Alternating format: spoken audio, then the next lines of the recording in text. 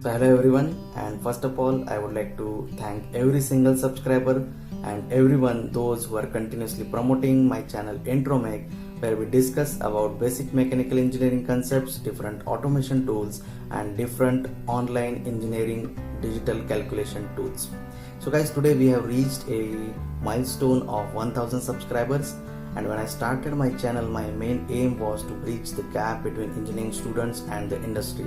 So the topics on the channel revolves around the engineering basics and how to use those basics for selection of the different components, then how to build a machine, what are the different components, what are the different aspects those are required to be considered while designing these machines, because many mechanical engineers want to be a design engineer.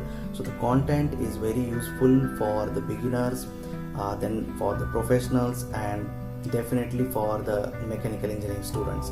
So guys, do check out my channel, do watch the videos, and don't forget to subscribe the channel and hit the bell icon so that you can get the updates of my upcoming videos. Thank you.